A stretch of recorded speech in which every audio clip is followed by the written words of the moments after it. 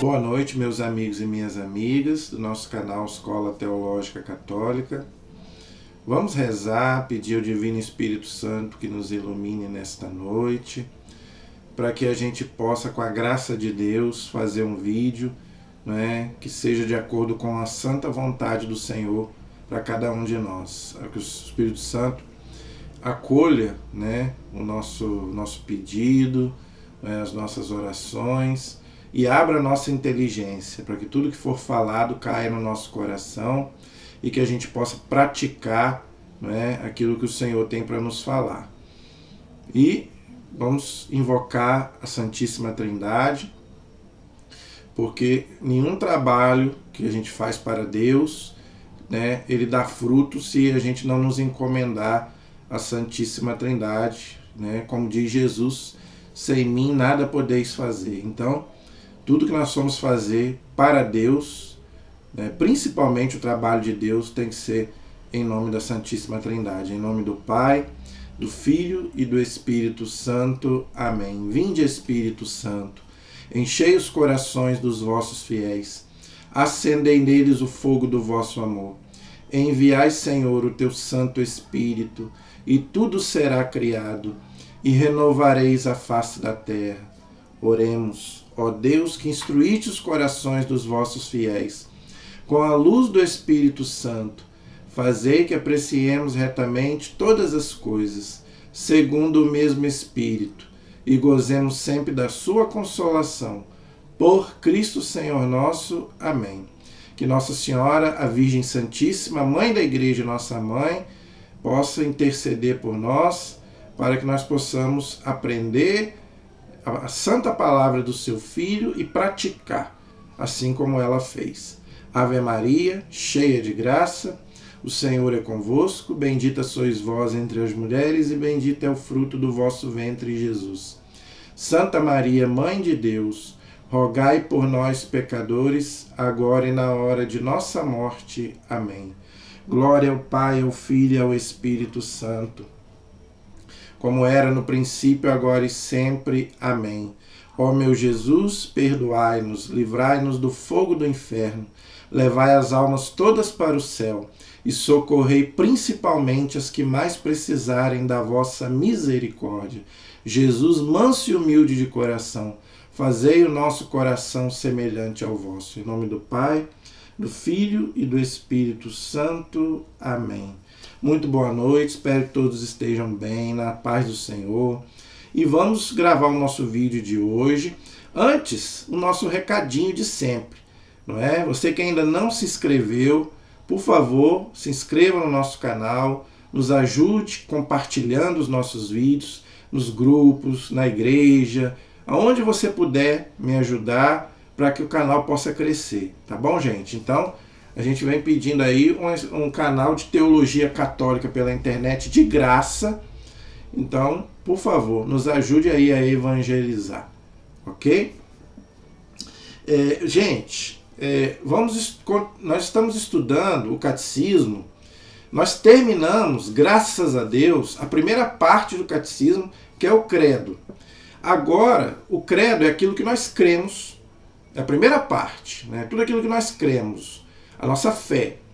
Agora é a segunda parte, nós estamos já na segunda parte do catecismo, que é os sacramentos e a liturgia, aquilo que nós celebramos, tá? Então, primeiro, a igreja crê, depois ela celebra.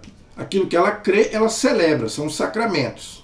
Depois, na terceira parte, é os mandamentos, aquilo que a gente vive. Então, a gente crê, celebra e vive. E a última parte do catecismo é a espiritualidade, como a gente reza. Então, assim como eu creio, eu celebro. Assim como eu creio, celebro, eu vivo. Assim como eu creio, celebro, vivo, eu rezo. Tá? Então, são as 4 partes do nosso catecismo que, se Deus quiser, devagarinho, tá? Nós já estamos aí caminhando bastante, graças a Deus, no nosso catecismo, mas ainda tem muito barco, né? Ainda tem muita água para passar debaixo dessa ponte. Se Deus quiser, nós ainda vamos, com a graça de Deus, estudar todo o catecismo da Igreja Católica, gente. Tá? Então, você que é catequista, você que trabalha na igreja, numa pastoral, Mande para alguém, ó, nós estamos agora estudando a liturgia. Você que trabalha na liturgia na igreja, é no catecismo, não é nada meu. Aqui não é o que eu penso, não. Aqui é o que a igreja ensina. Simplesmente eu estou estudando junto com vocês. Eu sou formado em teologia, fiz 3 anos de teologia, né? Graças a Deus pela diocese aqui de Campos, né? A ETAC.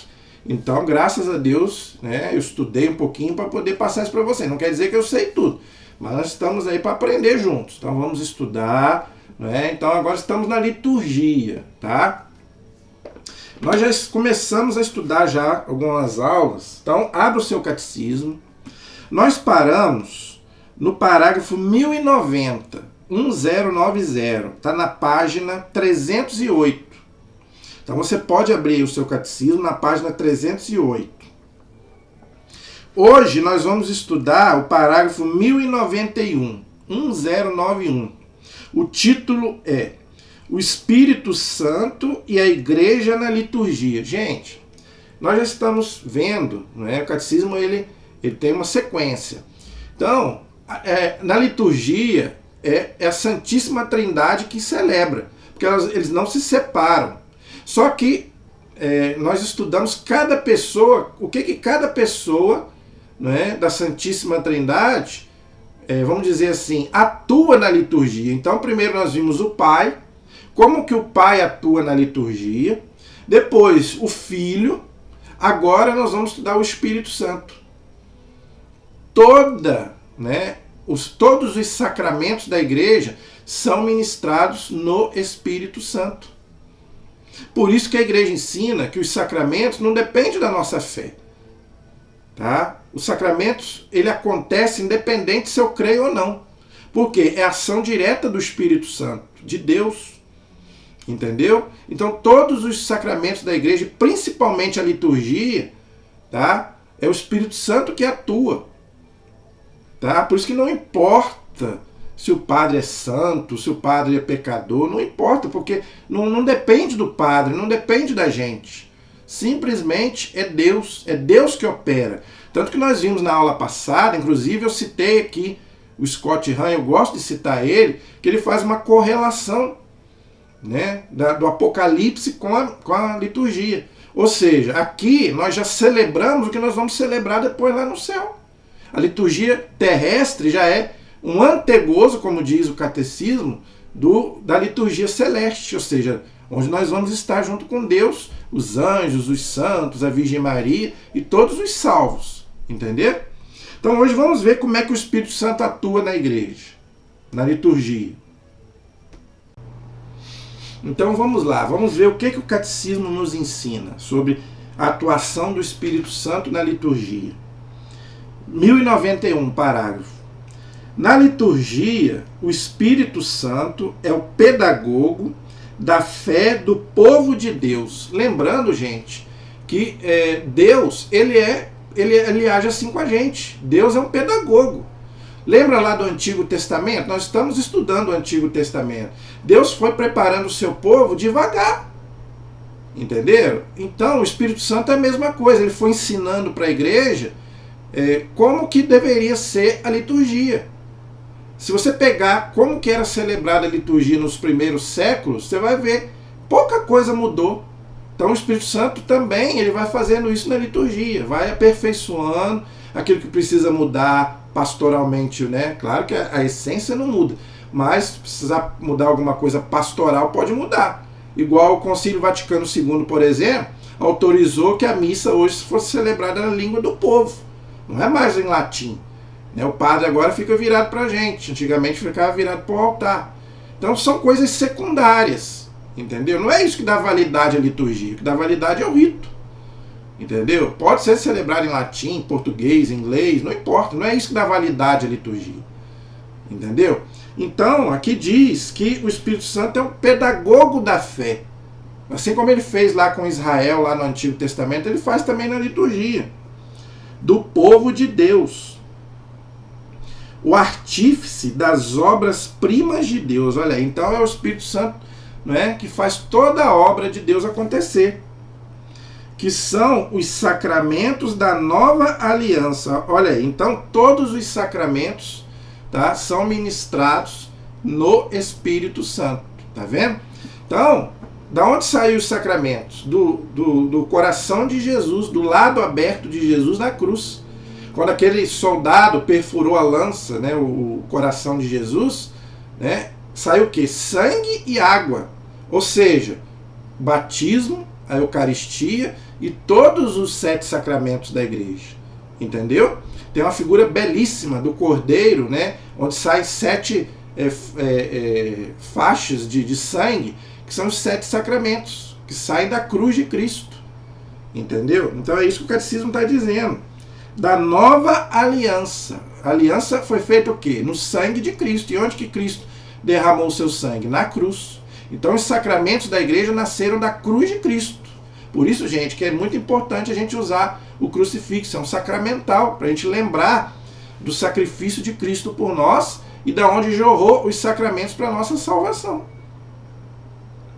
O desejo e a obra do Espírito no coração da igreja é que vivamos da vida de Cristo ressuscitado. Olha aí, então, por isso que nós celebramos na liturgia a paixão, morte e ressurreição de Jesus. Como eu já falei na aula passada, por isso que na Sexta-feira Santa não tem missa, porque nós celebramos a morte de Cristo.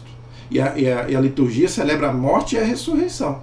Por isso que não tem missa na Sexta-feira Santa. Entendeu?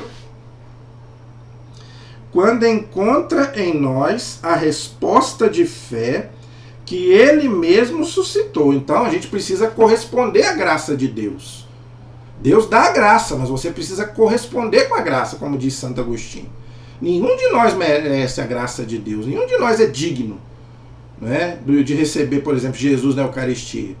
Mas Jesus quer estar no meio de nós. Então você tem que corresponder à graça de Deus. Por isso que você não pode ficar parado, né? Você tem que fazer sua parte. Realiza-se uma verdadeira cooperação. Olha aí, então, nós cooperamos, não é, com a graça de Deus, como diz Santo Agostinho muito bem. Santo Agostinho disse muito sobre isso. Deus dá a graça, mas você precisa cooperar com a graça. Então você não pode ficar de braços cruzados achando que Deus vai fazer tudo por você. Tem gente que é assim, né? Ah, eu aceitei Jesus, então agora Jesus vai fazer tudo por mim, então eu não preciso fazer mais nada. Aí se estrepa. Você tem que fazer a sua parte. Jesus já fez a dele, agora falta você. Você tem que cooperar com a graça de Deus. A graça vem dele, né? Tudo desce de Deus. Mas se você não cooperar, é os talentos. Lembra que Jesus falou dos talentos? Eu te dei os talentos, o que você vai fazer? Não é para você enterrar os talentos. Não é porque eu acredito em Deus, que eu creio em Jesus, que então se Deus me deu um talento, eu vou guardar para mim? Eu vou ficar... Não, é o que eu estou fazendo aqui. Ajudando para que outras pessoas também se beneficiem. Eu estou cooperando com a graça de Deus. Se um dia Deus me deu a graça de dar aula, eu não posso guardar para mim. Se eu guardar para mim, eu estou enterrando o talento que Deus me deu. O talento não é para mim, é para poder servir as pessoas, principalmente na igreja. Então, já falei isso, torno a falar. Vê o que você pode fazer para ajudar. O que você pode fazer para ajudar na igreja? Tem muita coisa que você pode fazer. Não fique de braço cruzado. Você, aposentei. Não fique em casa, vá para a igreja. Tem muito trabalho na igreja para você. Entendeu? Então vamos arregaçar as mangas, gente. Nós temos que fazer a nossa parte. Ninguém vai desfrutar do reino de Deus se não ajudar que o reino de Deus aconteça. Entendeu? Por meio dela, a liturgia se torna a obra comum do Espírito Santo e da igreja. Por isso que na liturgia é o quê? É nós em comunidade. Gente, o católico é um ser comunitário. Por isso que tem que ir para a igreja. A liturgia tem que ser celebrada lá na igreja, não é dentro de casa. Entendeu? Então você não pode ficar só dentro de casa, não. Você tem que aprender a conviver em comunidade. Entendeu? No começo da igreja, a gente lê lá nos Atos dos Apóstolos, eles viviam em comunidade. Era uma comunidade menor, pequena, mas todos eles eram unidos. Então a gente também tem que ser comunidade, tem que ser unido. Entenderam? Então nós temos que cooperar, sim, senhor. Não é só o padre, não, gente. Por que os padres hoje estão sobrecarregados? Porque não tem ninguém para ajudar. Então nós leigos também, até isso, gente, o Concílio Vaticano II foi uma maravilha, como eu já falei. Abriu o horizonte para os leigos trabalharem na igreja. Muitos trabalham mais que os padres. Então vamos lá, vamos ajudar para que o reino de Deus cresça. Então esse é o parágrafo 1091. O 1092 diz assim: nesta comunicação sacramental do mistério de Cristo, né, nós já cansamos de explicar que tudo, né, tudo em Jesus é um mistério, não é? O Espírito age da mesma forma que nos outros tempos da economia da salvação, porque o Espírito Santo é Deus. Então, assim como ele agia lá, né, na época de Jesus, ele age hoje. Tem gente que acha que o Espírito Santo não existe mais, não é? Que Jesus não existe mais, que Deus só agia na época lá dos apóstolos, lá na época de Moisés, né? Ah, Deus não age mais. Claro que age. Gente, Jesus é o mesmo, ontem, hoje e sempre. E o Espírito Santo age também, só que a gente às vezes está com o coração fechado. Entendeu?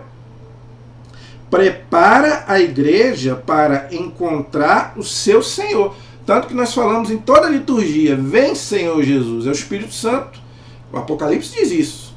O Espírito e a esposa, ou seja, a igreja, dizem, vem Senhor Jesus. Mesmo nós falamos na liturgia, que o Scott Hahn fala no livro dele. O mesmo que está lá no Apocalipse, a gente fala na missa. Não é? Vem Senhor Jesus. Olha aí, o Espírito e a igreja pedindo para Jesus vir. Entendeu?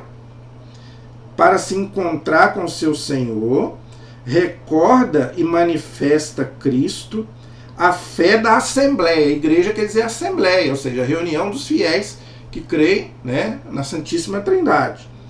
Olha aí, torna presente, não é repetição, entenda isso.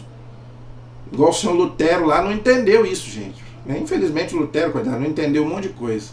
A liturgia não é repetição, é tornar presente. Entendeu? As ações de Deus, gente, não se esgotam no tempo. Para Deus não existe o tempo, já cansei de explicar isso. O que para nós é passado, para Deus é presente. Deus é um instante que não passa, diz um teólogo. Entendeu? Então olha o que o catecismo diz aqui. Se torna presente e atualiza, tá vendo? Atualiza o mistério de Cristo por seu poder transformador e finalmente com o espírito de comunhão. Comunhão de quem? Entre nós e Deus, né? O que é a liturgia? Né? É a gente celebrando o mistério de Cristo e a comunhão de Cristo conosco e nós com os irmãos. Que foi o que eu disse. Né? É a comunhão, comunidade. Você está em comunhão com os irmãos. Todos nós somos irmãos. Entendeu? Une a igreja, a vida e a missão de Cristo. Olha, então, a liturgia também nos ensina, gente, a gente ser missionário. A igreja não é para ficar ali no templo, né? Ah, eu vou à missa, né? Eu vou ali, rezo, pronto, acabou. Não. Ali é o começo. Porque quando a gente vai ouvir o evangelho, a gente fica de pé. De pé quer dizer o quê? Prontidão. Para quê? Para seguir Jesus, né? Proclamar o evangelho a todas as nações. Sair. Gente, a igreja tem que ser missionária, tem que ir para outros lugares onde Jesus ainda não é conhecido. Por que as outras religiões dominam tudo? Porque os cristãos não vão para lá evangelizar. Entendeu? Então, gente, a igreja tem que ser missionária. Tá? Senão ela perde a missão que Jesus deu para a igreja, que é ide por todo mundo, pregai o evangelho a toda criatura. Gente, tem muita gente que precisa ouvir a mensagem. Quantos ainda não ouviram falar de Jesus? Entendeu? Então nós temos que fazer isso. Não é só os padres, não é só o bispo, não é só o papa. Claro, primeiro eles, que são do clero, mas nós leigos também. A igreja confia também na gente, como eu já falei. Quantos missionários vão para outros lugares para evangelizar? Viagem, entendeu? Então a liturgia também nos ensina isso. Esse mistério de Cristo nos dá a missão, né, para poder evangelizar. Ok? São Paulo já diz na carta aos Coríntios: ai de mim se eu não anunciar o evangelho. Ai de mim. Porque nós viemos para isso. Tá? Nós viemos a esse mundo para poder dar testemunho da nossa fé. Não é para a gente guardar para a gente. Então aquilo que você aprendeu é para você passar para outras pessoas. Entendeu?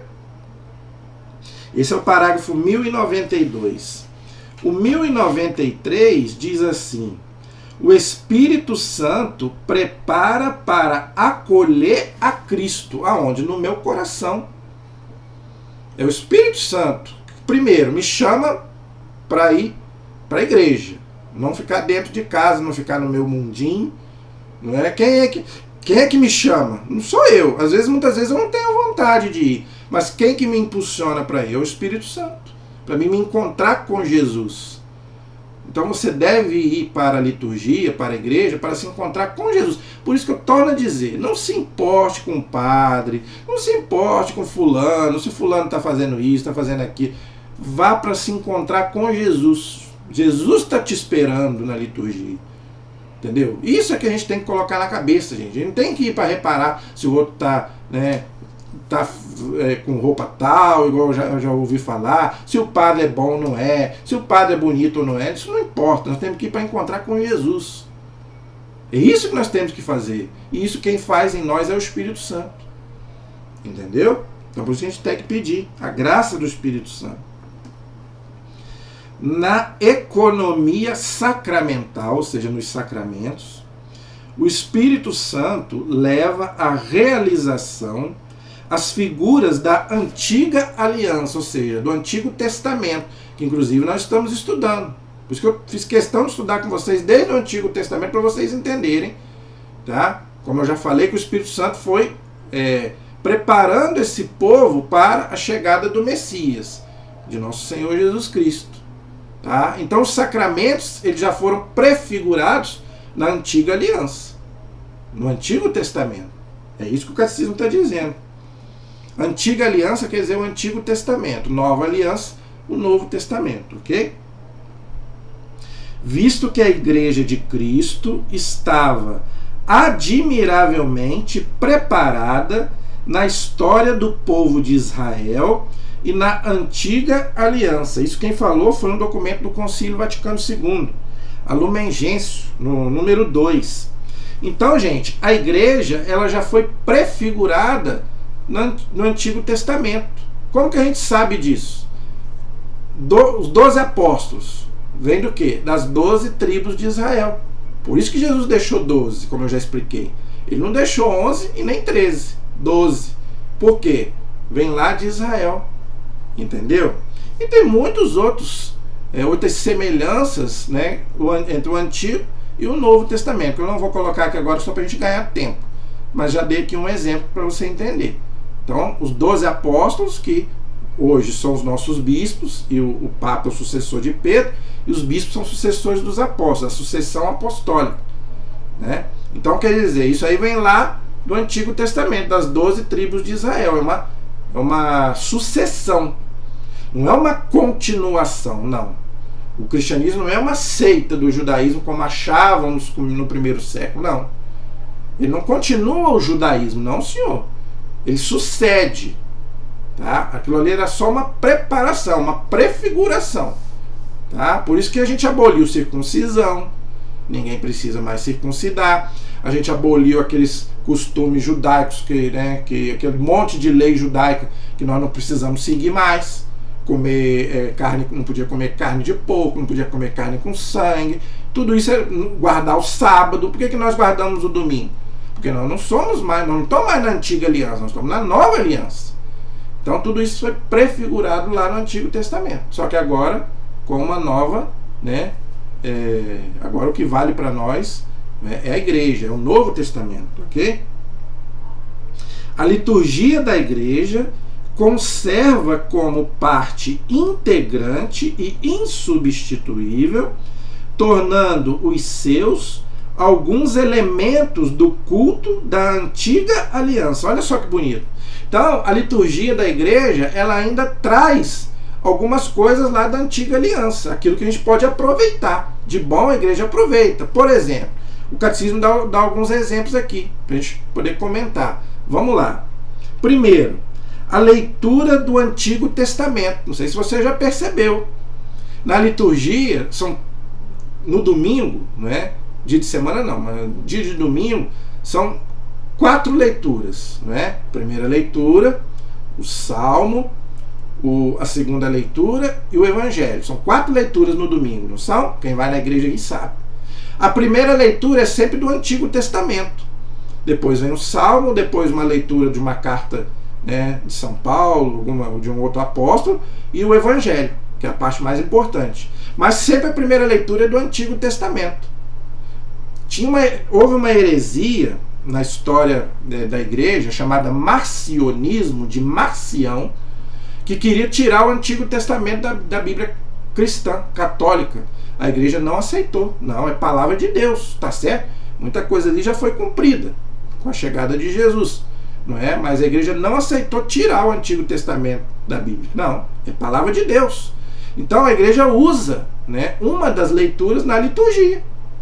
Se você for à missa, você vai perceber isso. Sempre a primeira leitura, né, só se tiver alguma festa especial, aí é trocada, né, por alguma leitura do Novo Testamento, por exemplo, na época da Páscoa.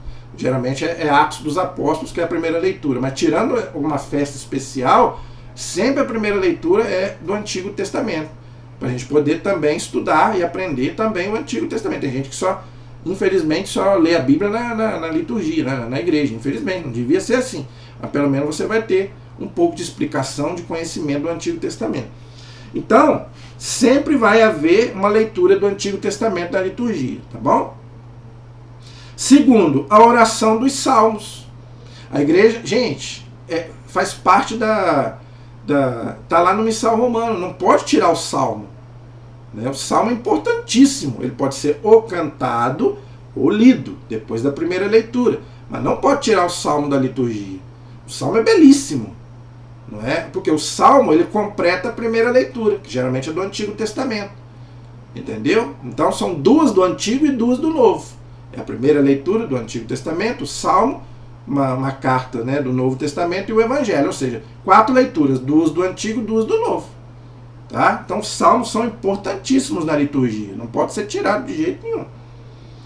E, sobretudo, a memória dos eventos salvadores e das realidades significativas que encontraram a sua realização no mistério de Cristo. Por exemplo, a promessa, a aliança, o êxodo, a Páscoa, o reino e o templo, o exílio e a volta. Então, tudo isso, gente, tem um significado espiritual para nós, tá? Então vamos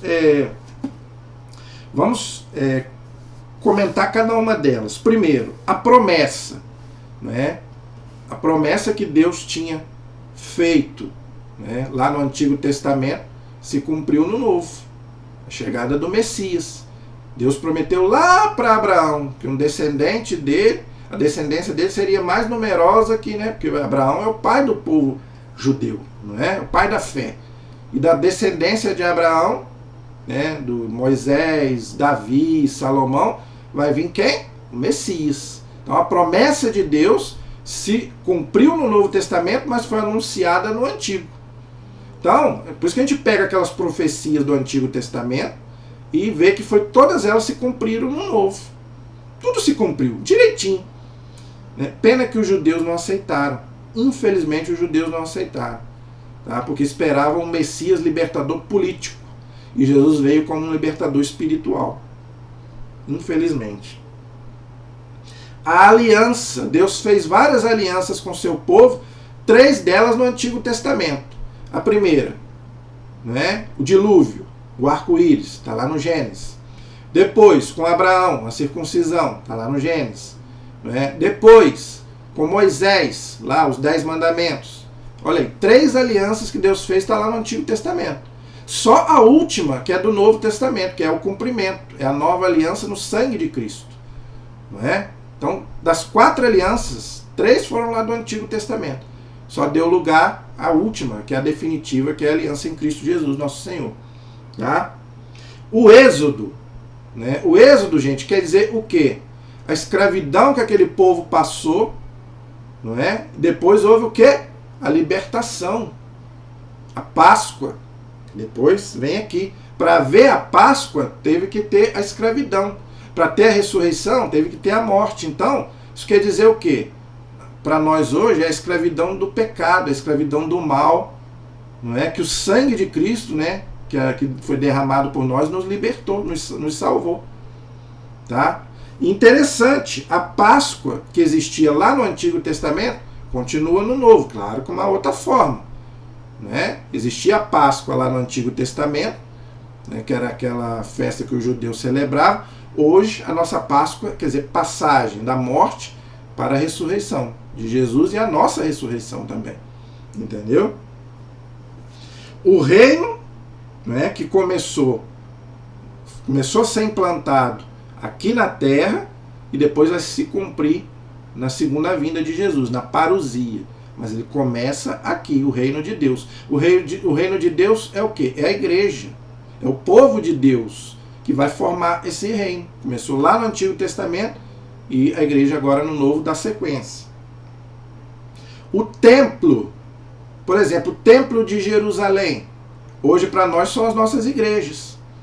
Ninguém hoje vai mais nos templos, né, lá dos judeus, até porque não existe mais, também foi derrubado. Mas por exemplo, tudo bem, é a fé dos protestantes, né? Mas é erradíssimo que o Edir Macedo, para nós católicos, erradíssimo que o Edir Macedo fez lá. Tudo bem, a igreja dele, vamos respeitar. Mas católico, eu jamais vou visitar. Posso até visitar, mas para frequentar não vou. Entendeu? Por quê? O templo de Jerusalém, gente, foi destruído. Nós não somos judeus mais. Nós temos que ir no templo cristão. Entendeu? Então ele se veste lá igual como se fosse um rabino, não é? Como se não tivesse lá aquelas coisas lá do Antigo Testamento. A Arca da Aliança, que já nem existe mais. A Arca da Aliança, gente, hoje para nós é o Santíssimo. Já falei isso aqui, torno a dizer. Nós não precisamos da Arca da Aliança mais. Por quê? Nós temos a nossa Arca. É o Santíssimo, onde contém o próprio Jesus, o corpo de Cristo. Então, para nós não precisa mais da Arca da Aliança. Então, erradíssimo para nós, católicos, né? Para ele tudo bem, a religião dele tem que respeitar. Entendeu? Mas o templo de Salomão foi destruído. Entendeu? Então, quer dizer, ninguém tem que voltar de novo ao judaísmo, não. Nós somos cristãos, gente. Ok? Então, o templo hoje são as nossas igrejas. E o templo também somos nós. É o templo, né? Jesus falou. Vós sois o templo de Deus. Então, o nosso corpo também é templo do Espírito Santo. Então, não é só a igreja como um templo. Claro que o templo também é importante. Tem gente que desvaloriza o templo. Não temos que desvalorizar o templo. É lá que a gente vai rezar. É lá que é a casa de Deus. Mas nós também somos o templo de Deus. Nós também somos moradas do Espírito Santo. Ok? O exílio. A nossa vida aqui, gente, é um exílio. Não é? Quantos exílios, né, os cristãos já passaram, a igreja já passou. Não é? Os que os judeus passaram lá, a igreja também já passou. E o nosso exílio é o quê? É essa vida. A nossa vida é um exílio. A palavra paróquia significa exílio. Terra de exílio. Sabia disso? A palavra paróquia significa terra de exílio. Nós estamos aqui de passagem, gente. Exílio quer dizer isso. Então nós estamos aqui, o nosso mundo não é aqui. Estamos aqui de passagem. O exílio, né, o povo judeu foi para o exílio e voltou depois. Então nós vamos ficar no nosso exílio, vamos dizer assim, que é a nossa vida, mas depois nós vamos sair desse exílio, que é o quê? É a nossa recompensa, é a vida eterna. Depois da morte, se Deus quiser, nós vamos contemplar. Tá bom? Então, isso tudo vem lá do Antigo Testamento, prefigurado lá do Antigo Testamento, e que a gente, né, continua no Novo, tá bom? Então, esse é o parágrafo 1093. O 1094 diz assim: é em torno desta harmonia dos dois testamentos, olha, tá vendo? Então, gente, o Antigo Testamento e o Novo, eles têm uma harmonia. Né? Ou seja, o Antigo prepara o Novo e o Novo se cumpre no Antigo. Entendeu? Que se articula a catequese pascal do Senhor. Olha aí. Isso está lá em Lucas capítulo 24, versículos 13 a 49. Os discípulos de Emaús. Lembra que quando Jesus andou com os discípulos de Emaús, ele começou a explicar as escrituras para eles, desde lá do Antigo Testamento. Ele explicou toda a Bíblia para eles. Começou lá do Antigo Testamento até no Novo. Diz lá, só você ler Lucas 24, você vai ver. Então ele começou lá do Antigo Testamento. Por isso que eu quis começar o nosso estudo bíblico lá do Antigo Testamento. Eu poderia ter começado do Novo. Entendeu? Mas eu quis começar lá do Antigo para você já ir percebendo essa Deus que vai preparando esse povo para a chegada do Messias, tá bom? E posteriormente a dos apóstolos e dos padres da igreja. Por quê? Eles são a sucessão dos judeus lá, dos rabinos, dos sacerdotes.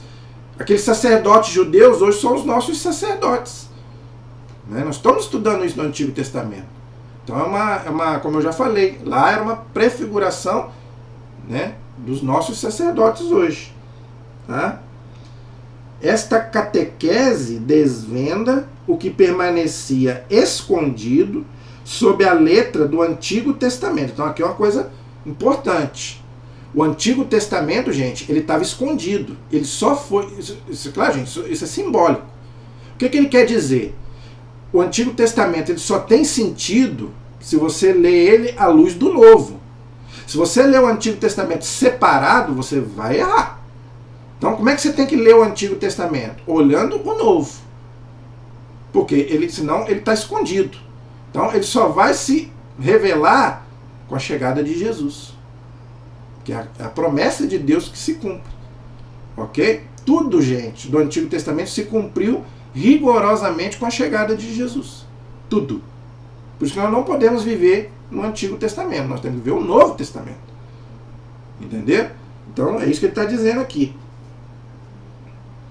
Sob a letra do Antigo Testamento, o mistério de Cristo. Ela é denominada tipológica, porque revela a novidade de Cristo a partir das figuras, entre aspas, tipos que anunciavam nos fatos, nas palavras e nos símbolos da primeira aliança. Tudo aquilo que eu já expliquei aqui. Por exemplo, o dilúvio. O que era o dilúvio? Era uma prefiguração do batismo. Entendeu? Só para você ter um exemplo. O maná, a Eucaristia, o pão. Jesus disse, né? Eu sou o pão vivo, não é mais o maná. O maná vocês comeram e morreram. Mas agora eu sou o pão vivo, tá vendo? Então agora, tá vendo como que Jesus pega do Antigo Testamento e traz para o Novo com uma outra conotação? É isso que o Catecismo está dizendo.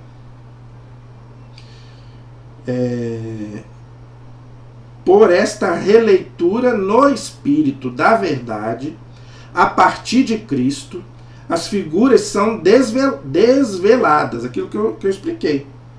Tá vendo? Está lá em 2 Coríntios, capítulo 3, versículo 14 a 16. São Paulo vai dizer, né, que no Novo Testamento o Antigo é desvendado. Tudo aquilo que estava oculto, né, em Cristo pode ser desvendado. Assim, olha aí, tá vendo? Gente, eu juro que eu não li. Estou lendo aqui agora com vocês, ó. Assim, o dilúvio e a arca de Noé prefiguravam a salvação pelo batismo. Acabei de falar, tá vendo? Está lá em 1 Pedro, capítulo 3, versículo 21. Então, as águas do dilúvio simbolizam as águas do batismo, que salva do dilúvio do pecado. Lembrando que aquele povo todo morreu lá por causa do pecado, não foi? Então, o batismo nos apaga o pecado original, né? E se for adulto, o pecado pessoal também. Se for criança, aí não, aí só o original, porque a criança não tem pecado. Já expliquei sobre isso aqui. Mas o adulto, tem gente que é batizado adulto, aí, né, apaga o pecado original e também elimina os pecados pessoais também. Tá? O mesmo acontecendo com a nuvem, olha aí, aquela nuvem do Antigo Testamento, não é? E a travessia do Mar Vermelho, a água que sai do rochedo era a figura dos dons espirituais de Cristo. Por isso que quando Moisés feriu a rocha, Deus ficou bravo com ele. Aquela rocha era Cristo. Né? Jesus disse, eu sou a pedra angular. A rocha, pedra quer dizer rocha. Não é? Então aquela rocha que Moisés feriu é o próprio Jesus. Entendeu? Por isso que Deus ficou bravo com ele e ele não entrou na terra prometida por causa disso. Não é? A travessia do Mar Vermelho, mesma coisa, os dons de Cristo. Não é? O maná do deserto prefigurava a Eucaristia, o verdadeiro pão do céu. João capítulo 6, versículo 32. Pode ler lá. Aqui eu acabei de falar, o catecismo está falando. Então tudo aquilo que aconteceu lá no Antigo Testamento já era o Espírito Santo já estava preparando para o Novo Testamento, ou seja, os sacramentos da igreja. O batismo, a Eucaristia e todos os outros sacramentos, como eu já falei. Por isso, gente, a importância dos sacramentos, tá vendo? Por isso que a igreja ensina. Que você abandonar a igreja, você fica prejudicado. Por quê? As outras religiões não tem nada disso. Só na igreja católica existem os sacramentos. Então é perigo para o católico abandonar a igreja é por causa disso. Você vai abandonar essas riquezas, a salvação. A salvação é através dos sacramentos. Isso não sou eu que estou dizendo, é Jesus. Quem crê e for batizado será salvo. Quem come minha carne e bebe meu sangue, eu ressuscitarei no último dia. Não verá a morte. Então, gente, não é a igreja que está falando, é Jesus. Então, você abandonar os sacramentos, você abandonar a salvação. Para aquele, gente, que é católico e abandona a igreja. Aquele que já nasceu na outra religião, ele é ignorante, tudo bem. Estou falando aquele que abandona a sua fé. Entendeu? Esse é o parágrafo 1094. O 1095 diz assim: é por isso que a igreja, particularmente no advento quer dizer o quê? Chegada, né? Na quaresma e sobretudo na noite da Páscoa, relê e revive todos esses grandes acontecimentos da história da salvação no hoje, entre aspas, de sua liturgia. Quem vai na igreja aí sabe. Principalmente na vigília pascal de sábado. A igreja faz todas aquelas leituras do Antigo Testamento, umas 8 leituras, desde lá do Gênesis, do Êxodo, não é? Então, para nos relembrar isso. Entendeu? Muito bonito, gente, a liturgia da vigília pascal. Maravilhoso. Depois que eu participei a primeira vez, eu não deixo de participar nenhum ano. Quem me conhece sabe. Esse ano estava até chovendo, achei que nem ia dar para mim ir. Eu fui debaixo de chuva, mas eu fui. Graças a Deus. É maravilhoso. Mas isso exige também que a catequese ajude os fiéis. Por isso que eu falei, gente, você que é catequista, você que trabalha na catequese, trabalha na liturgia, precisa ver esses vídeos, precisa passar, não é? Para a gente poder... tem gente que não sabe dessas coisas. Então vamos aprender para a gente poder passar para os nossos catequizandos, não é? Para a gente que trabalha na liturgia. Olha aí o que o catecismo está dizendo. Exige também que a catequese ajude os fiéis a se abrirem a esta compreensão espiritual. Então, gente, isso tudo é uma coisa espiritual. Se você não tiver a graça do Espírito Santo, você não entende, não consegue compreender essas coisas. Da economia da salvação, tal como a liturgia da igreja a manifesta e nos faz viver. Olha, então, isso tudo é para a gente poder aprender e poder viver. Gente, a liturgia é para a gente viver na nossa vida. Não é uma coisa só para a gente relembrar um fato lá do passado. Ah, que coisa linda que aconteceu lá no passado, o dilúvio, o Mar Vermelho. Gente, a liturgia é aquilo que o catecismo falou. Torna presente essas coisas. Não é? É para você viver como se você estivesse ali naquele momento. Entendeu? Quando eu estou lendo a Bíblia, não sei se vocês são assim, eu me imagino na época. Isso é um exercício que a gente devia fazer. Quando a gente começar a ler a Sagrada Escritura, se ponha no lugar daquelas pessoas, quando está atravessando o Mar Vermelho. Quantas vezes eu já me perguntei, será que eu atravessaria o Mar Vermelho? Eu acho que não, porque eu morro de medo de água.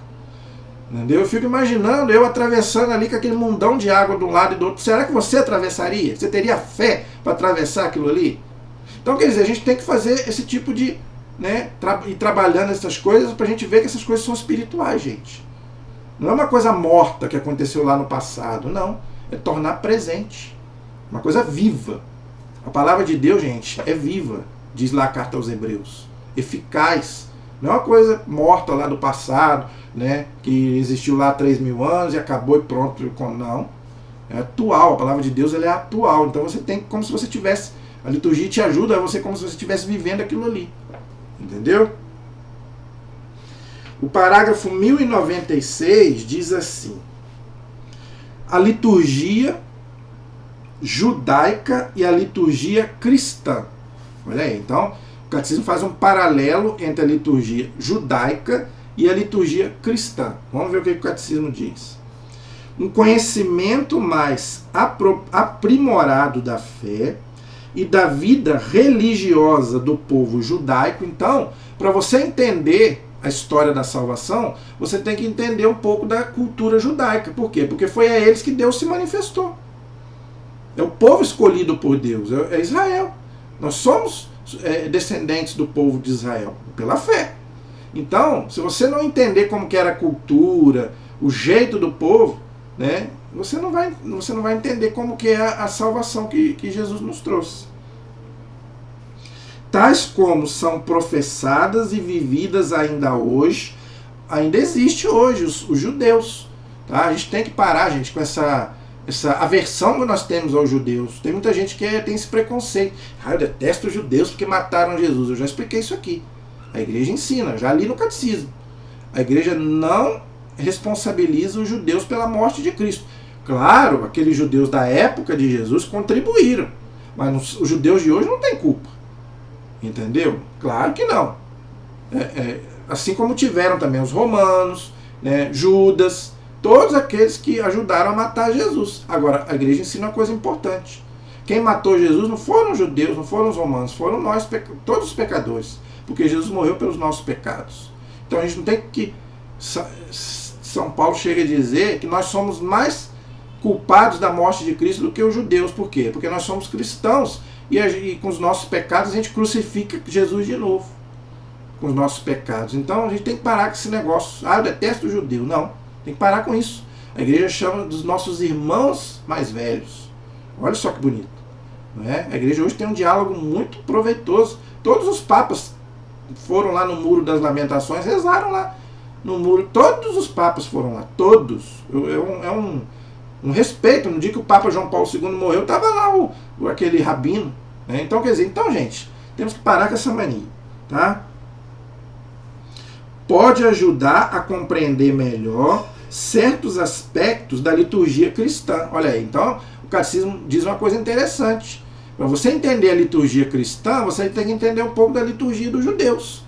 E nós estamos estudando o Antigo Testamento, você está vendo como é que era, né, o jeito deles cultuarem a Deus. Eles tinham o templo, faziam sacrifícios a Deus, tinham lá os sacerdotes, as roupas. As roupas dos nossos sacerdotes são parecidas com a roupa do sacerdote judeu. Você acha que eles iam celebrar o culto de qualquer jeito? Claro que não. Então tem muito pouca diferença. Para os judeus e para os cristãos, a Sagrada Escritura é uma parte essencial das suas liturgias. Olha, então tanto a liturgia cristã quanto a liturgia judaica utilizam a Sagrada Escritura. Claro que nós usamos o Antigo e o Novo. Eles só usam o Antigo, porque eles não creem em Jesus como Deus, infelizmente. Não é?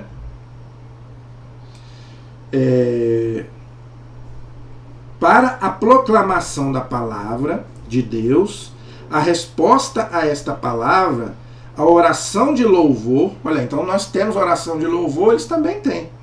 E de intercessão pelos vivos e pelos mortos. O recurso à misericórdia divina, a liturgia da palavra, em sua estrutura própria, tem sua origem na oração judaica. Olha aí, tá vendo? Então a nossa liturgia vem da liturgia judaica. A igreja não inventou nada. Ok? A oração das horas, bem como outros textos e formulários litúrgicos, tem seus paralelos na oração judaica. Tá vendo? Tudo é tirado do judaísmo. O mesmo acontecendo com as próprias fórmulas de nossas orações mais veneráveis, entre elas o Pai Nosso. Também as orações eucarísticas inspiram-se em modelos da tradição judaica. Por exemplo, o Magnífica de Nossa Senhora. De onde que é tirado? Da oração de Ana, lá do profeta Samuel. Compare Lucas 1 com 1 Samuel capítulo 1, você vai ver a semelhança. Entendeu?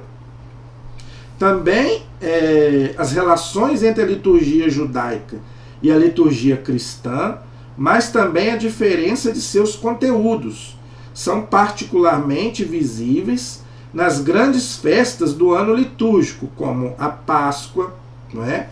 Eles têm a Páscoa, nós também temos, só que a Páscoa deles é diferente da nossa. A Páscoa deles, eles celebram o quê? A saída deles do Egito para a Terra Prometida. E nós é a morte e ressurreição de Jesus. Passagem da morte para a vida, né? Cristãos e judeus celebram a Páscoa. A Páscoa da história, orientada para o futuro. Entre os judeus, a Páscoa realizada na morte e na ressurreição de Cristo. Entre os cristãos, ainda que sempre à espera da consumação definitiva. Até mesmo a data da Páscoa é marcada de acordo com o calendário lunar dos judeus, da lua. Tá? Eu já expliquei. A data da Páscoa, por que ela é móvel? Não é igual o Natal, que é fixo. Porque acompanha o calendário lunar, não é solar. Lunar dos judeus, lá do Antigo Testamento. A igreja aproveita, né, o 14 de Nissan, que era lá do Antigo Testamento, né, e aproveita, claro, com uma conotação cristã, tá? Então, mas vamos dizer, a igreja pega da Páscoa judaica, entendeu? Esse é o parágrafo 1096. O 1097 diz assim: na liturgia da nova aliança, toda ação litúrgica, especialmente a celebração da Eucaristia e dos sacramentos, é um encontro entre Cristo e a igreja. Claro, Cristo é o esposo, a igreja é a esposa. A esposa de Cristo. E nós somos membros do corpo, por isso nós temos que participar. Tá vendo? A assembleia litúrgica tira sua unidade da comunhão do Espírito Santo, que congrega os filhos de Deus, pelo batismo, que somos nós, no único corpo de Cristo. Eu já expliquei isso. Nós formamos um único corpo. Não é? São Paulo fala isso lá aos Coríntios. Apesar da gente ser diferente, todos nós formamos um único corpo, pelo batismo. Tá vendo? Olha que coisa linda. Ela ultrapassa as afinidades humanas. Olha o que o catecismo está dizendo. Ultrapassa as afinidades humanas, raciais, culturais e sociais, ou seja, todos podem participar da liturgia. A igreja não importa se é branco, se é preto, se é moreno, né, se é pobre, se é rico, se é brasileiro, se é estrangeiro, todos podemos participar da liturgia, por todos. Eu acho lindo quando eu vou lá em Aparecida, que tem ônibus de todo lugar do Brasil e se bobear até do mundo. É o lugar que mais recebe turista no mundo, não sei quantos milhões por ano. E quando eu vou lá, eu fico encantado de ver o Brasil inteiro ali, praticamente, né, vários países, até de fora mesmo, visitando ali em Aparecida e nos outros lugares sagrados também. Jerusalém, no Vaticano, né? Tem gente, quando o Papa é eleito, então tá lá gente de todo quanto é lugar do mundo. Né? Então é o que ele está dizendo aqui. Não tem distinção. Né? A igreja é para todos. Nós não podemos fazer distinção, não importa. Tá? Se é pecador, se não importa. Quem vai julgar é Deus. A igreja tem que acolher a todos. Todos somos filhos de Deus. Todos. Ok?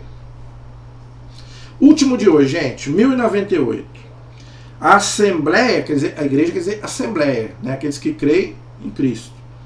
Deve se preparar para se encontrar com o seu Senhor, que eu já falei. Né? Deve ser um povo bem disposto.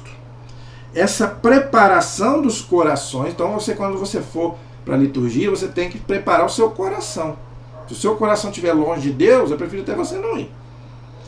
É obra comum do Espírito Santo e da Assembleia, em particular de seus ministros. A graça do Espírito Santo procura despertar a fé, a conversão do coração e a adesão à vontade do Pai. Então, você tem que mudar de vida. Não adianta nada você estar ali de corpo, mas se o seu coração está longe de Deus.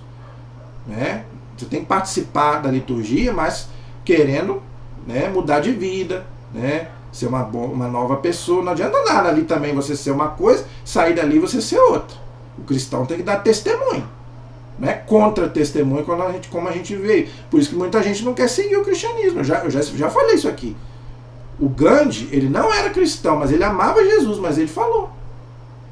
Né? Ele falou, eu não vou seguir Jesus por causa do contra-testemunho dos cristãos. Entendeu? Então, infelizmente isso acontece muito. Essas disposições constituem pressupostos para receber as outras graças oferecidas na própria celebração e para os frutos de vida nova que ela está destinada a produzir posteriormente. Por que muitas vezes a gente vai na igreja e não dá fruto? Porque o nosso coração não está ali. Está ali o corpo, mas o coração está longe. Como é que a gente sabe disso? Está ali, mas está conversando. Está ali, está no celular. Está ali só de corpo, mas o coração está longe de Deus. Entenderam? Então, gente, não basta ir na igreja só para dizer que foi. Não. Você tem que ir porque eu quero me encontrar com Jesus e quero estar em comunhão com os irmãos. Isso aí sim. Aí vai dar fruto na nossa vida. Aí como é que a gente sabe que deu fruto? Quando a gente começa as pessoas começam a perceber. Nossa, aquela pessoa ali mudou. Né? Ela era uma pessoa, né? Agora a gente vê que ela realmente fez bem para ela. Agora se você continua frequentando a igreja, se você continua indo na liturgia, e você continua a mesma pessoa, falando mal da vida dos outros, fazendo fofoca, né? Sendo mal-humorado, não é? Ninguém consegue ficar perto de você. Então aquilo ali não... Tem gente que é assim, a maioria. Sai da igreja, claro, todos nós somos pecadores, mas já sai da igreja dando coice no outro, ignorante, né, brigando com o outro. Tem gente, eu já vi gente falando, nossa, chegou da missa agora brigando, chegou da igreja agora brigando. Ué, não deu fruto, não caiu. Né? A semente, como Jesus diz, tem vários terrenos, que é o nosso coração. Se a gente não abrir, gente, o coração, e a palavra de Deus não penetrar ali, entra aqui por um ouvido e sai pelo outro. Entendeu? Por isso que às vezes a gente precisa botar assim, 2 algodão pra gente ouvir e aquilo ficar. E dali entrar no nosso coração. Ok? Então, gente, não acabou não. Na próxima aula nós vamos continuar. Não é? Parei no 1098. O 1099 fala: o Espírito Santo recorda o mistério de Cristo. Então, na próxima aula vamos continuar esse nosso assunto. Amém? A nossa proteção está no nome do Senhor, que fez o céu e fez a terra. Se você quiser fazer alguma pergunta, deixar um comentário aí, fique à vontade. Se você não entendeu alguma coisa que eu falei, está aí à sua disposição. A nossa proteção está no nome do Senhor, que fez o céu e fez a terra. Estivemos e permaneceremos unidos em nome do Pai, do Filho e do Espírito Santo. Amém. Deus abençoe a todos. Até a próxima, se Deus quiser.